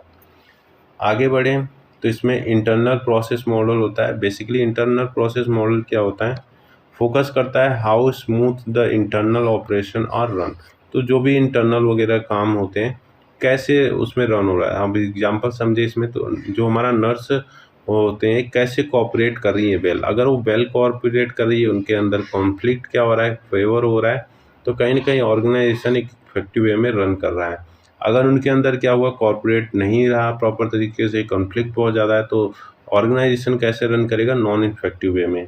तो ये भी हमारे यहाँ इंटरनल प्रोसेस मॉडल हो गया, कहीं ना कहीं ये बता रहा है। उसके बाद स्ट्रेटजिक कॉन्स्टिट्यूशनली जो मॉडल होता है ये क्या बताता है, जो इफेक्टिवनेस डिपेंड करता है on how well the organization satisfy, तो कहीं ना कहीं एक सेटिस्फाई को लेकर ये बात कर रहा है। जो हमारे स्टेक होल्डर होते हैं जैसे हमारा पेशेंट, स्टाफ, गवर्नमेंट या फिर जो ऑनर होते हैं, वो अगर वो सेटिस्फाई हो रहे हैं अपने चीज़ों को लेकर तो कहीं ना कहीं ऑर्गेनाइजेशन एक इफेक्टिव वे में रन करेगा। जैसे पेट, यहाँ पे पेशेंट और सेटिस्फाई, ठीक है, जो गवर्नमेंट रूल फॉलो हो रहा है, नर्स सेटिस्फाई है, तो कहीं ना कहीं इफेक्टिव ऑर्गेनाइजेशन को ये शो करता है। आगे बढ़ें तो इसमें कंपीटिंग, ठीक है, वैल्यू मॉडल होता है जो कि effectiveness depend upon the balance between the competing need, like जैसे कि flexibility versus control, internal versus external focus, stability versus innovation. तो इसका मतलब ये कह रहा है कि जो भी काम हो रहा है वहाँ पे, जो ऑर्गेनाइजेशन रन कर रहा है, वहाँ पे एक प्रॉपर तरीके से हार्मोनियन बना रहे, यानी कि बैलेंस बना रहे, फ्लेक्सिबिलिटी के बीच में भी और साथ में कंट्रोल के भी बीच में। ज़्यादा फ्लेक्सिबल भी ना होना चाहिए, ज़्यादा रिजिड भी नहीं होना चाहिए। स्टेबिलिटी प्रॉपर तरीके से होनी चाहिए उस ऑर्गेनाइजेशन का, और जो भी इनोवेशन हो रहा है, नई इक्विपमेंट या फिर टेक्नोलॉजी भी आ रही है, इंट्रोड्यूस हो रही है, टाइम टू टाइम वहाँ पे इंट्रोड्यूस होना चाहिए। इंटरनल और एक्सटर्नल फोकस दोनों ही रहना चाहिए जो भी उसके ग्रोथ के रिगार्डिंग। तो ये कहीं ना कहीं ये जो ऑर्गेनाइजेशन होगा उसको इफेक्टिव बनाने में हेल्प करता है। बढ़ें अगर इसके एग्जाम्पल की तरफ बात करें तो इसका जो एग्जाम्पल आप मेंशन कर सकते हैं, जैसे कि हॉस्पिटल मेंटेन करेगा स्ट्रिक्ट इन्फेक्शन कंट्रोल, तो ये कहने की कंट्रोल को शो कर रहा है। और इंट्रोड्यूस करेगा टेली मेडिसिन, तो ये हमारा इनोवेशन हो गया। तो एक बैलेंस होगा और इफेक्टिवनेस कहीं ना कहीं बना हुआ हर चीज़, यानी कि नई चीज़ों को भी कहीं ना कहीं इंट्रोड्यूस कर रहा है, और जो कंट्रोल या पॉलिसी वगैरह भी परफॉर्म कर रहा है। तो ये भी दोनों चीज़ें मिलकर, या जो भी हम यहाँ पे पढ़े हुए हैं, तो सभी मिलकर क्या कर रहे हैं, एक ऑर्गेनाइजेशन को इफेक्टिव कराने में हेल्प कराते हैं। आगे बढ़े, इसमें जो टाइप दिया गया है बैलेंस स्कोर कार्ड मॉडल, जो कि हमारा बताता है effectiveness measured in the 4 area में मेजर किया जाता है। पहला फाइनेंस, कस्टमर, इंटरनल प्रोसेस और लर्निंग एंड ग्रोथ। तो ये बेसिकली 4 चीज़ों को लेकर बात करता है। एग्जाम्पल से समझे, जैसे कि हॉस्पिटल चेक करता है, ठीक है, बजट यूज, नहीं यहाँ पे हम कह रहे हैं बजट यूज को चेक कर रहा है प्रॉपर तरीके से हो रहा है कि नहीं हो रहा है। पेशेंट का फीडबैक लेगा कि जो पेशेंट सेटिस्फाई हो रहा है कि नहीं हो रहा है, उसको प्रॉपर तरीके से केयर प्रोवाइड हो रहा है कि नहीं हो रहा है। वेस्टिंग ऑफ टाइम जो हो रहा है, ठीक है, तो कहीं ना कहीं ये भी चीज़ें देखता है कितना हो रहा है। उसके बाद स्टाफ ट्रेनिंग वगैरह, तो ये सारी चीज़ें देखता है। अगर ये चीज़ें पॉजिटिव वे में आ रही है, ठीक है, तो कहीं ना कहीं जो ऑर्गेनाइजेशन होगा एक इफेक्टिव वे में रन करेगा, ठीक है। उसके बाद हम बात करें tips for creating organization effectiveness. तो एक क्या से आप एक ऑर्गेनाइजेशन को इफेक्टिवनेस बनाएंगे, तो उसके लिए क्या टिप्स हैं। तो सेट करते हैं स्मार्ट गोल, ठीक है, इम्प्रूव करेंगे communication, motivate and reward staff को रिवार्ड वगैरह करेंगे, ट्रेनिंग एंड स्किल डेवलपमेंट करेंगे, यूज टेक्नोलॉजी स्मार्टली, इम्प्रूव करेंगे leadership and improve team work, और एवल्यूएट परफॉर्मेंस रेगुलरली। तो ये बेसिकली कुछ टिप्स थे कि जो कि ऑर्गेनाइजेशनल इफेक्टिवनेस को क्रिएट करने में ये हेल्प करता है, तो आप मेंशन कर सकते हैं इसको। आगे बढ़े, जो इसमें आगे हमारा टॉपिक है उसमें फैक्टर अफेक्टिंग ऑर्गेनाइजेशनल इफेक्टिवनेस। तो कौन से फैक्टर होंगे जो कि ऑर्गेनाइजेशन को इफेक्ट करेंगे। लीडरशिप स्टाइल, ठीक है, कहीं ना कहीं एक लीडरशिप अगर प्रॉपर तरीके से नहीं होगा तो वो भी कहीं ना कहीं ऑर्गेनाइजेशन इफेक्टिवनेस को इफेक्ट करेगा। ऑर्गेनाइजेशनल स्ट्रक्चर हो गया, ठीक है, कम्युनिकेशन सिस्टम हो गया, प्रमोशंस पॉलिसी वगैरह हो गई, रिसोर्स अवेलेबिलिटी हो गया, टेक्नोलॉजी जो भी आ रही है अगर प्रॉपर तरीके से उनका यूजेस वगैरह नहीं किया जा रहा है, अगर उसके रिगार्डिंग नॉलेज नहीं है, स्किल नहीं है, कैसे उसको ऑपरेट किया जाएगा, तो कहीं ना कहीं वो भी इफेक्टिवनेस को अफेक्ट करता है। वर्क इन्वायरमेंट वहाँ का प्रॉपर तरीके से है या नहीं है, एम्प्लॉय का मोटिवेशन, ठीक है, ऑर्गेनाइजेशन कल्चर, एक्सटेंडेड इन्वायरमेंट और एटीट्यूड, तो ये सारे फैक्टर होते हैं कहीं ना कहीं ऑर्गेनाइजेशन को इफेक्ट करते हैं। अब बढ़े नेक्स्ट टॉपिक की तरफ जो हमारे सिलेबस में दिया गया है, उसमें हॉस्पिटल एडमिनिस्ट्रेशन के रिगार्डिंग बात की गया है। तो बेसिकली हॉस्पिटल एडमिनिस्ट्रेशन क्या होता है, it is the process of planning, organizing, directing and controlling all activity of a hospital to ensure smooth functioning and high quality patient care. तो बेसिकली जो एडमिनिस्ट्रेशन होता है हॉस्पिटल का, एडमिनिस्ट्रेशन या administrator आप बोल सकते हैं, तो क्या करता है, एक प्रोसेस ऑफ एंड प्लानिंग करता है किसी भी हॉस्पिटल को रन कराने के लिए, ताकि वो जो स्मूथली जो पेशेंट केयर हो वो प्रोवाइड हो। अब ये क्या करेगा, इंश्योर करेगा proper use of human resources, चाहे वो डॉक्टर की बात हो, स्टाफ की बात हो, और चाहे हमारे इक्विपमेंट वगैरह की बात हो, उसका प्रॉपर यूज को इंश्योर करेगा।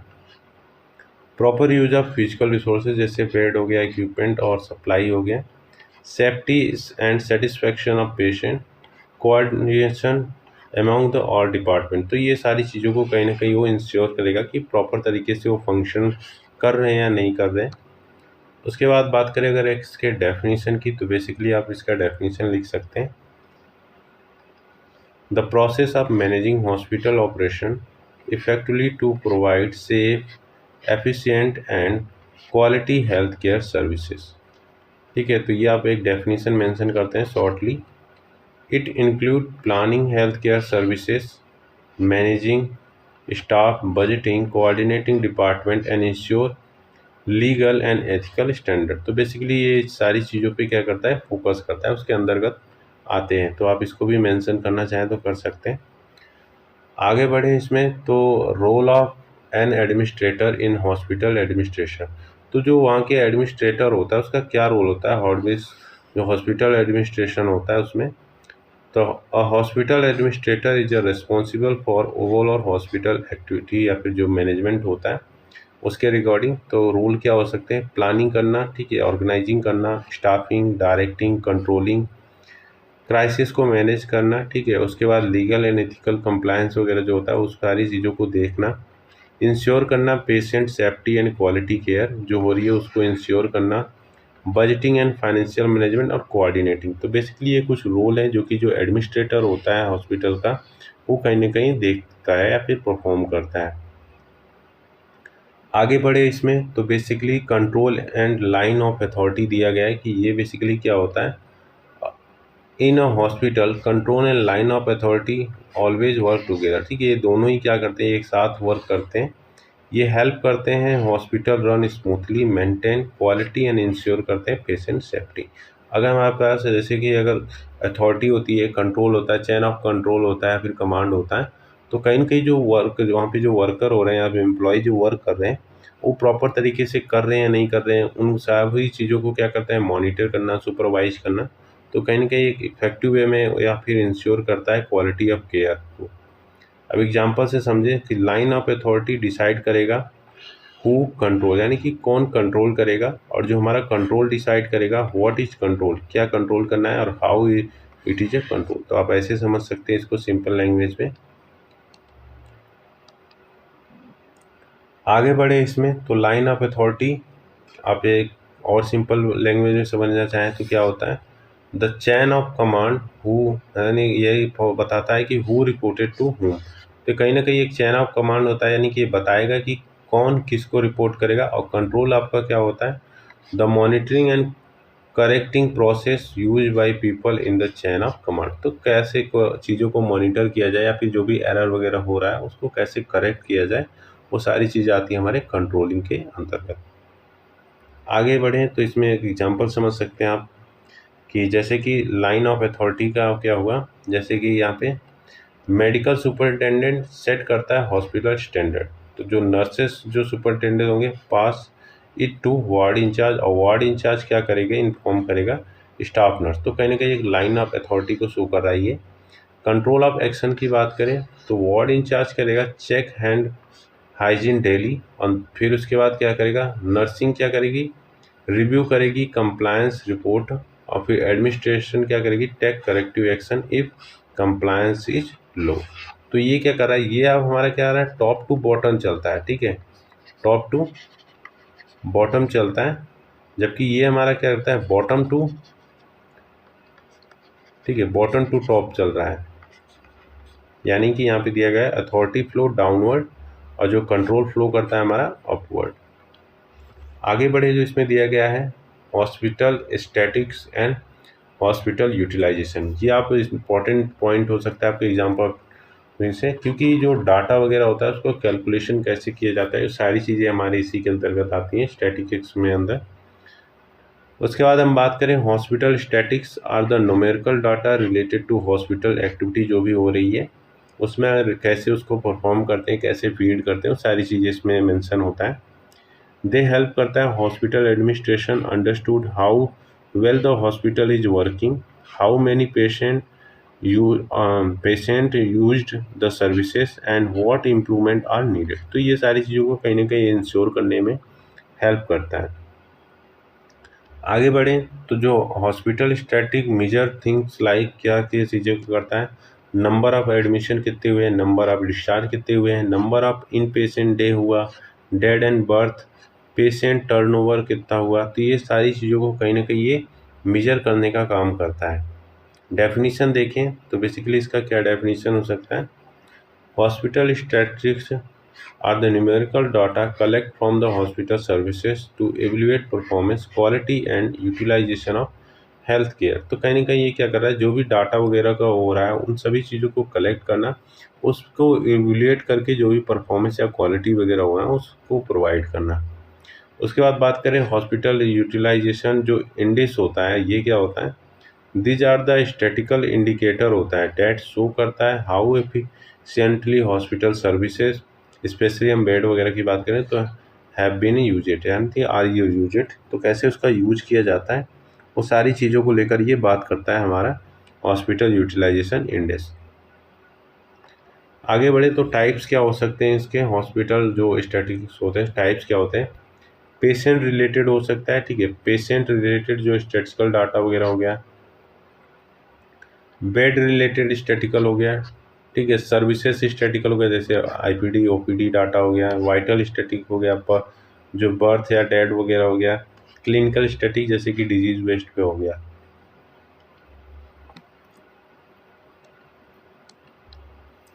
बात करें अब हॉस्पिटल यूटिलाइजेशन इंडेक्स की कि क्या हो सकता है, तो basically it major how much hospital bed या सर्विसेज आर यूज। तो हम इसेंशियल इंडेक्स की बात करें कौन कौन से हो सकते हैं, ये आपका यहाँ से इम्पोर्टेंट पॉइंट बन रहा है। तो इसमें सबसे पहले हम बात करते हैं बेड स्ट्रेंथ एंड बेड की कैपेसिटी कितनी है, यानी कि total number of bed available for patient care in the hospital, वो होता है हमारा बेड का स्ट्रेंथ या फिर बेड की कैपेसिटी। इन पेशेंट सर्विसेज डे मतलब क्या होता है, total number of day all patient stay in hospital during a given period. Example से समझे तो हम, जैसे कि फर्स्ट डे में कितने हुए 50 पेशेंट, सेकेंड डे में 60 पेशेंट, और थर्ड डे में जो हुआ हमारा 55 पेशेंट, तो आईपीडी डे कितना हुआ 50 प्लस 60 प्लस 55, तो टोटल कितने हुए हमारे 165 पेशेंट डे हुआ हमारा ये, ठीक है। तो ऐसे आप इसको कैलकुलेट कर सकते हैं। उसके बाद हम बात करें एवरेज डेली सेंसस की, तो एवरेज डेली सेंसस क्या होता है, average number of in patient per day, तो वो होता है हमारा एवरेज डेली सेंसस। फॉर्मूला क्या होता है इसका, total in patient services day number of day, तो ये एक फॉर्मूला होता है, आप अप्लाई करेंगे कि कैसे इसको एवरेज डेली सेंसस को निकालेंगे। एग्जांपल से समझें, अगर आईपीडी डे कितना हुआ 300 इन 30 डे, यहाँ पे 30 डे है, देन जो हमारा एडीसी यानी कि एवरेज डेली सेंसस होगा हमारा क्या होगा 300 डिवाइडेड यानी कि 30, यानी कि 10 पेशेंट पर डे क्या हो रहा है वहाँ पे एवरेज डेली सेंसस देखने को मिल रहा है हमारा। आगे बढ़े तो बेड की एक्यूपेंसी रेट को चेक करने के लिए भी फॉर्मूला होता है, ये होता है percentage of available bed that's are the actual occupy. तो फॉर्मूला क्या होगा, जो हमारा बेड ऑक्यूपेंसी रेट होगा total IPD day into 100 bed strength and into number of day. अब मान लीजिए जैसे आईपीडी डे कितना हुआ, ठीक है 900 हो गया हमारे पास, बेड का स्ट्रेंथ कितना है हमारे पास 50 है, डे कितने हैं हमारे पास 30 है। अब हम बात करें जो हमारा बेड ऑक्यूपेंसी रेट कितना होगा, यहाँ पे टोटल आईपीडी डे यानी कि 900 हम कर दिए, 100 से मल्टीप्लाई कर दिए उसको, फिर उसके बाद बेड का स्ट्रेंथ देखें 50 है और 30 डेज हुए नंबर टोटल, तो टोटल हमारा ये आता है हमारा 60%। तो ये दिखाता है कि 60% बेड आर द यूज्ड हुए हैं, ठीक है, और जबकि 40% जो बेड कैसे रिमेन इम्पटी हैं। तो ये हमारा कहीं ना कहीं एक डाटा को शो करता है, इसको भी आप देख लीजिए। उसके बाद हम बात करें बेड टर्नओवर रेट की, तो बेड का टर्नओवर रेट कैसे हम कैलकुलेट करेंगे, number of patient admitted and discharge पर बेड इन अ ईयर। तो ये हम इसका फॉर्मूला कैसे देखेंगे, टोटल डिस्चार्ज यानी इंक्लूडिंग चाहे डेड वगैरह भी हो रही है और नंबर ऑफ बेड कितने हैं उसको हम इससे कैलकुलेट करेंगे। डिस्चार्ज कितने हुए 1200, एक साल में कितने डिस्चार्ज हुए 1200, और बेड की बात करें तो हमारे पास 100 है। तो हमारा तो बेड जो टर्नओवर रेट हो कितना हो गया 1200 अपॉन मतलब कि 100 कर दिए, तो हमारा 12 पेशेंट मतलब कि 12 पेशेंट पर बेड पर ईयर क्या हो रहा है हमारा रहता है। इसका मतलब कि each bed was used by 12 patient during the year, ठीक है, हर एक पेशेंट क्या कर रहा है 12 पेशेंट जो हो रहा है हर एक बेड को यूज कर रहा है। एवरेज लेंथ ऑफ स्टे की बात करें तो इसको कैसे कैलकुलेट करेंगे, average number of day a patient stay in the hospital. तो फॉर्मूला क्या होगा इसका, total in patient day upon total discharge. तो बेसिकली आप इसको अप्लाई करेंगे, एग्जांपल समझे तो टोटल इन पेशेंट डे कितना होगा 60-100,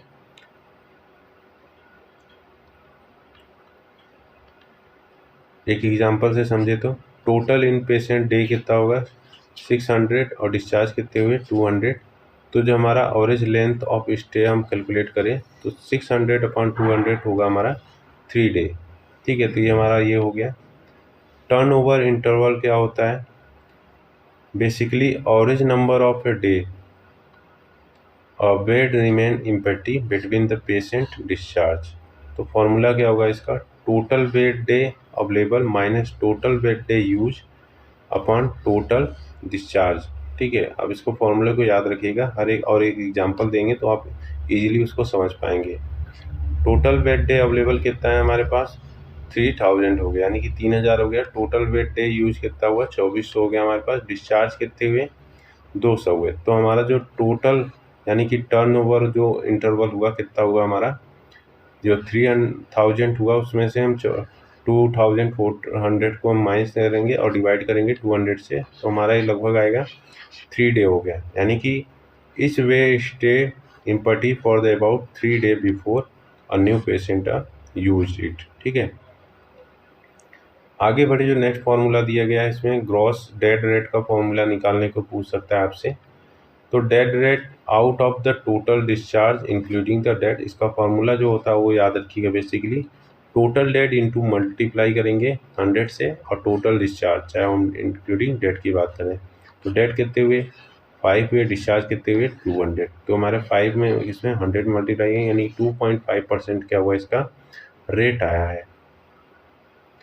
आगे बढ़े, इसमें जो हमारा नेक्स्ट है नेट डेड रेट को डिफाइन करना रहता है। तो dead rate excluding dead with in the 48 hour of the admission, तो होता है हमारा ये नेट डेड रेट होता है। फॉर्मूला क्या होता है, टोटल डेड रेट, ठीक है, इंटू 100 अपॉन टोटल डिस्चार्ज, यानी कि जो नेट रेट डेड रेट निकलता है। तो इसमें हम डेड रेट की बात करें आफ्टर 48 आवर तो 3 था, टोटल डिस्चार्ज कितने हुए 200 हुए। तो यहाँ पे हमारा जो परसेंटेज बनेगा कितना 1.5% बनेगा, इसको कैलकुलेट करेंगे तो। उसके बाद हम बात करें सिजेरियन सेक्शन रेट की बात करें या फिर ऑब्स्टेट्रिक हॉस्पिटल में यूज होता है, तो इसका फॉर्मूला होता है number of caesarean section into 100 upon total birth. Example caesarean section अगर कितना हुआ है 30 हुआ है और टोटल बर्थ कितने हुए हैं 100 हुए हैं, तो रेट कैसा होगा इसका, यानी कि 30 को मल्टीप्लाई करेंगे 100 से और फिर 100 से डिवाइड, यानी कि 30% जो हमारा सिजेरियन सेक्शन रेट देखने को मिल रहा है। आगे बढ़े, जो इसमें कैलकुलेशन वाला पार्ट दिया गया है उसको देख लेते हैं। बेसिकली इन्फेक्शन रेट पूछा जा सकता है या फिर हॉस्पिटल एक्वायर्ड इन्फेक्शन रेट कैसे कैलकुलेट करेंगे। तो ये इसका फॉर्मूला होता है number of hospital infection into 100 upon total patient admitted. तो एग्जांपल समझे तो इन्फेक्शन जो हमारा होता है कितना 10 हो रहा है, ठीक है, एडमिनिस्ट्रेशन हो रहा है कितना 500, तो रेट कितना होगा 10 इंटू 100 अपॉन 500, यानी लगभग 2% का ये हो देखने को मिल रहा है। आगे देखिए इसमें, तो इम्पोर्टेंस ऑफ हॉस्पिटल यूटिलाइज जो इंडिजेस्ट होता है उसका क्या इंपॉर्टेंट होता है हॉस्पिटल में।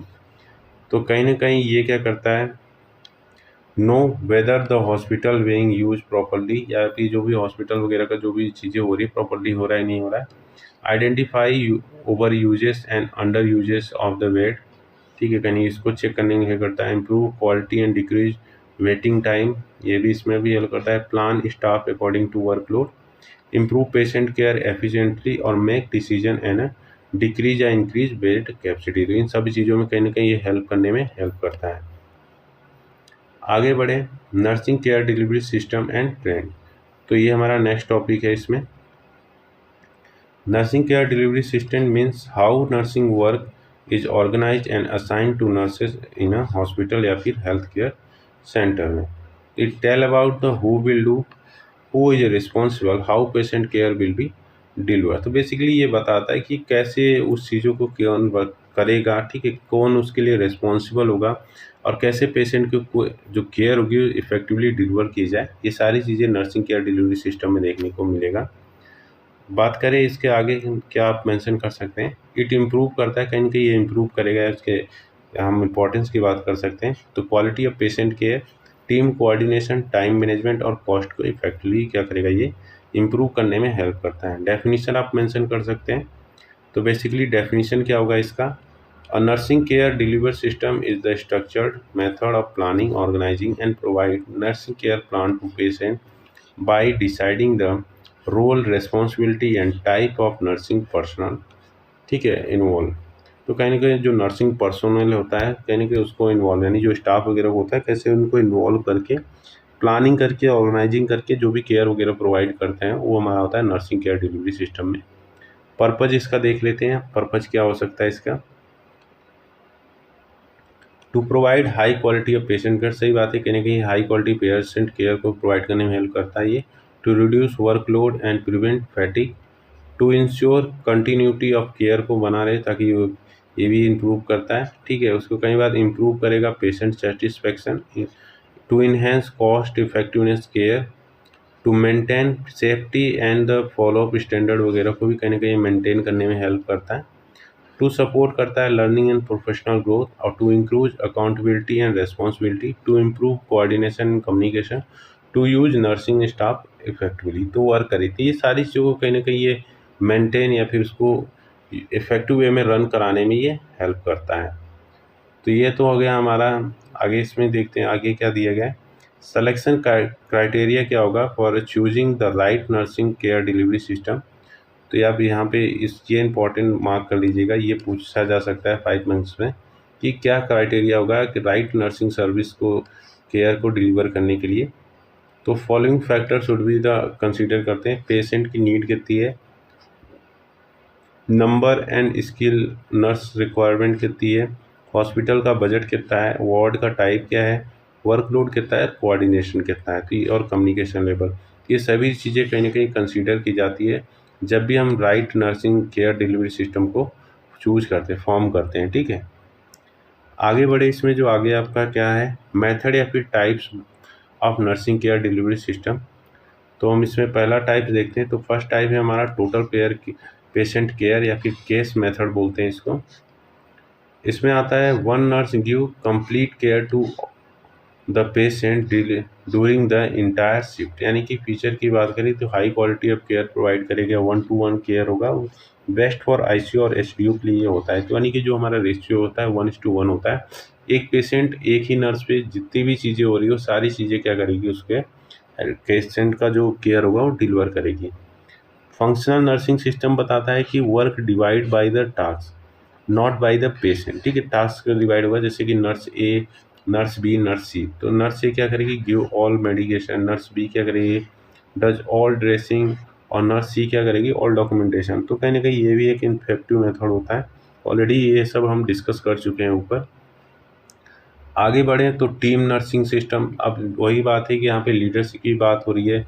टीम लीडर प्लान करेगा और डिस्ट्रीब्यूट करेगा वर्क को। फीचर क्या हो सकता है, कोलाबोरेटिव हो सकता है, कॉस्ट इफेक्टिव और बेटर कम्युनिकेशन में ये सारी चीज़ें हेल्प करेगा। आगे बढ़े तो प्राइमरी नर्सिंग सिस्टम आता है। बेसिकली प्राइमरी नर्सिंग सिस्टम क्या होता है, one primary nurse are responsible for all patient for the admission and discharge. तो इसमें एक ही नर्स जो होगी वो सारी चीज़ों के लिए क्या होगी, रिस्पॉन्सिबल होगी, उसके कंटिन्यूटी ऑफ केयर के रिकॉर्डिंग, मोर पेशेंट सेटिस्फेक्शन हो, ठीक है, पे और रिक्वायर्ड हाईली स्किल्ड नर्स वगैरह होती है। उसके बाद मॉड्यूलर नर्सिंग केयर क्या होता है, बेसिकली मॉड्यूलर नर्सिंग क्या होता है, ward is divide into the small unit. तो मॉड्यूलर होता है etch module has a it's आउन टीम, ठीक है। तो जैसे मान लो कि वार्ड को हम डिवाइड किया गया, जैसे मान लो हमारे पास कई सारे 30 बेड है या 40 बेड है, तो उसको डिवाइड करेंगे। जैसे 10 बेड का क्या हो गया, 1 to 10 बेड हो गया एक टीम, 11 to 20 बेड हो गया हमारा टीम 2, और 21 to 30 हो गया टीम 3, और 31 to 40 हो गया टीम 4। तो कहने का ये क्या होगा, इस टीम वर्क क्या होगा, इंडिपेंडेंटली। तो उनको पता होगा कि हमारे ये पेशेंट है, ठीक है, हमारा ये बेड है, कैसे उनको सर्विस क्या करना है, डिलीवर करना है, वो सारी चीज़ें उनको पहले से पता रहता है। नेक्स्ट बात करें टाइप्स की, तो इसमें केस मैनेजमेंट टाइप आता है। केस मैनेजमेंट टाइप क्या होता है, और स्पेशलाइज्ड जो ट्रेन नर्स होती हैं, ठीक है, जो हमारे केस मैनेजर होती हैं, वो coordinate complete care and group of patient, specially chronic और जो कॉम्प्लिकेटेड केसेस होते हैं उनको ये डिलीवर केयर प्रोवाइड करती है। एग्जांपल समझे, केस में जो मैनेजर होती है coordinate all services for the diabetic patient हो गया, जैसे कि वो डायटिशियन, फिजिशियन, लैब हो गया, फिर होम केयर, जितनी भी चीज़ें होती है सारी चीज़ों को क्या करेगी, वो कोऑर्डिनेट करेगी, ठीक है। वो होते हैं हमारे केस मैनेजमेंट हो गए। आगे बढ़े इसमें तो पेशेंट सेंटर केयर होता है। तो बेसिकली पेशेंट सेंटर केयर क्या होता है, care is a completely plan according to patient preference, lifestyle and culture and value. तो कहीं ना कहीं ये क्या होता है, जो भी केयर प्रोवाइड किया जाता है पेशेंट के अकॉर्डिंग किया जाता है, उसके नीड के अकॉर्डिंग किया जाता है या फिर उसके प्रेफरेंस के अकॉर्डिंग किया जाता है। इफ़ पेशेंट प्रिफर जो होता है female care giver for the privacy, तो नर्स प्लान क्या होगा, एडजस्ट करेगी उसको अकॉर्डिंगली। तो ये हो गया हमारा पेशेंट केयर सेंटर। आगे बढ़े तो currently trend in nursing care delivery system में क्या क्या करेंट ट्रेंड देखने को मिल सकता है। एविडेंस बेस्ड प्रैक्टिस, कहीं ना कहीं ये भी आया गया है कि जो अभी चल रहा है कि जो भी प्रैक्टिस वगैरह होगी किसके बेस पे होगी, एविडेंस बेस्ड पे होना चाहिए। पेशेंट सेंटर केयर, यानी कि जो भी केयर प्रोवाइड किया जाएगा पेशेंट के सेंटर, यानी कि जो भी पेशेंट होगा उसको ध्यान में रख के किया जाएगा। स्किल मिक्स ऑप्टिमाइजेशन होगा, ठीक है, और इंक्रीज किया जाएगा focus on safety and quality पे। यूज किया जाएगा टेक्नोलॉजी ताकि जो हमारा टाइम वगैरह वगैरह हो काफ़ी बजट हो और जो आउटकम हो हमारा बेटर हो, ठीक है। कोलाबोरेशन प्रैक्टिस को फॉलो करते हैं, वही टीम वर्क की बात की जा रही है यहाँ पे। यूज ऑफ नर्स प्रैक्टिशनर, यानी कि नर्सेस वगैरह को क्या करेंगे, प्रॉपर तरीके से एजुकेशन, स्किल डेवलपमेंट, सारी चीज़ों को कहीं ना कहीं उनको गाइड किया जाएगा ताकि वो इफेक्टिव केयर प्रोवाइड कर सके पेशेंट को। आगे बढ़े जो हमारा लास्ट टॉपिक है इसमें इस यूनिट में, तो वो होता है हमारा role of nurse and maintaining an effective organizational climate. तो नर्स कैसे एक ऑर्गेनाइजेशन क्लाइमेट को इफेक्टिव वे में क्या करेगी, उसको मेंटेन करेगी। तो इसमें आप कुछ पॉइंट मेंशन करेंगे। An organizational climate means the overall environment of the hospital या फिर nursing unit, how people work, communicate, behave and feel at the workplace. तो ये सारी चीज़ें हमारे आते हैं ऑर्गेनाइजेशन क्लाइमेट के अंदर।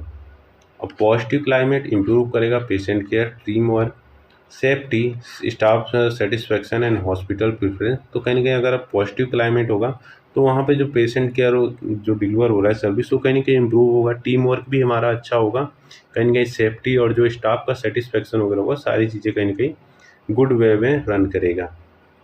आगे बढ़े तो नर्स प्ले करती है major role because they are from the largest health care जो वर्क फोर्स होता है and interact closely with the patient, doctor and other staff. तो नर्स ऐसे एक होती है जो कि सबके साथ कहीं ना कहीं कोऑर्डिनेट करती है और क्लोजली क्या होती है उसके साथ कनेक्टेड रहती है, चाहे पेशेंट हो गया, चाहे डॉक्टर हो गया, फिर कोई भी अदर स्टाफ हो गया। तो रोल्स की बात करें तो ये क्या करेगी, डिमॉन्स्ट्रेटिंग करेगी, जो प्रोफेशनल बिहेवियर होगा उसको करेगी, डिमॉन्स्ट्रेशन करने का काम करती है कहीं ना कहीं। प्रमोट करेगी गुड कम्युनिकेशन, ठीक है, सपोर्ट करेगी जो टीम वर्क वगैरह होगा, ये हो गया उसका फंक्शन बेसिकली। और रोल क्या हो सकता है, ये भी सारी चीज़ें। उसके बाद मेंटेन करेगी सेफ्टी एंड क्वालिटी, प्रोवाइड करेगी इमोशनल सपोर्ट, कॉन्फ्लिक्ट को रिजोल्यूशन में भी कहीं ना कहीं वो हेल्प करती है, मेंटेन करती है positive attitude, participating in the decision making, encourage patient and family satisfaction, effective delegation and supervision, कहीं ना कहीं जो वर्क वगैरह होगा प्रॉपर तरीके से डेलीगेशन या डिस्ट्रीब्यूशन करवाने में भी हेल्प करती है, सुपरवाइज भी करती है जो भी उसके अंतर्गत नर्सिंग स्टाफ वगैरह आती हैं, जैसे एनएस हो गया जो नर्सिंग सुपरिटेंडेंट होगी तो वो सुपरवाइज करेगी इंचार्ज नर्स को, इंचार्ज नर्स सुपरवाइज करेगा जो कि नर्सिंग स्टाफ वगैरह को होगा, तो उसमें भी हेल्प करता है। Promoting learning and skill development में हेल्प करता है, इंश्योरिंग इथिकल पेशेंट केयर वगैरह जो भी उसके नॉर्म या फिर वैल्यू वगैरह है, बिलीव वगैरह, उन सभी कुछ चीज़ों को ध्यान में रखे जो इंश्योरिंग पेशेंट केयर होता है वो उसको करेगी। Effective time and resource management, तो ये बेसिकली कुछ रोल थे जो कि नर्स क्या करेगी, परफॉर्म करेगी। तो ये हमारा यूनिट यहाँ पे कंप्लीट होता है। तो इस यूनिट के रिगार्डिंग आपको कोई भी अगर डाउट हो रहा है तो आप कमेंट बॉक्स में पूछ सकते हैं, या फिर किसी भी लेक्चर के रिगार्डिंग अगर आपको डाउट हो रहा है तो आप कमेंट बॉक्स में भी मैसेज पिन कर सकते हैं। तो अगर आपको वीडियो हेल्पफुल लगा हो तो प्लीज़ वीडियो को लाइक करें, शेयर करें और चैनल को सब्सक्राइब करना ना भूलें। और अगर आपने ये आपका पहला लेक्चर है तो आप first second third unit already cover कर लिया है, तो प्लेलिस्ट में जाकर उसको भी चेकआउट कर सकते हैं। टेलीग्राम का हमारा जो चैनल है हम उसको बायो लिंक में डाल देंगे या फिर आपको डिस्क्रिप्शन में भी डाल देंगे, तो वहाँ से आप उसको ज्वाइन कर लेंगे। वहाँ पे आपको इसके नोट्स भी मिल जाएंगे और भी जैसे कोचिंग के नोट्स हैं वो भी अब वहाँ पे अवेलेबल हैं, तो सारी चीज़ें आप वहाँ पे मिल जाएंगे। तो टेलीग्राम को आप ज्वाइन कर लीजिएगा, मैं डिस्क्रिप्शन में उसका लिंक जो डाल दूँगा।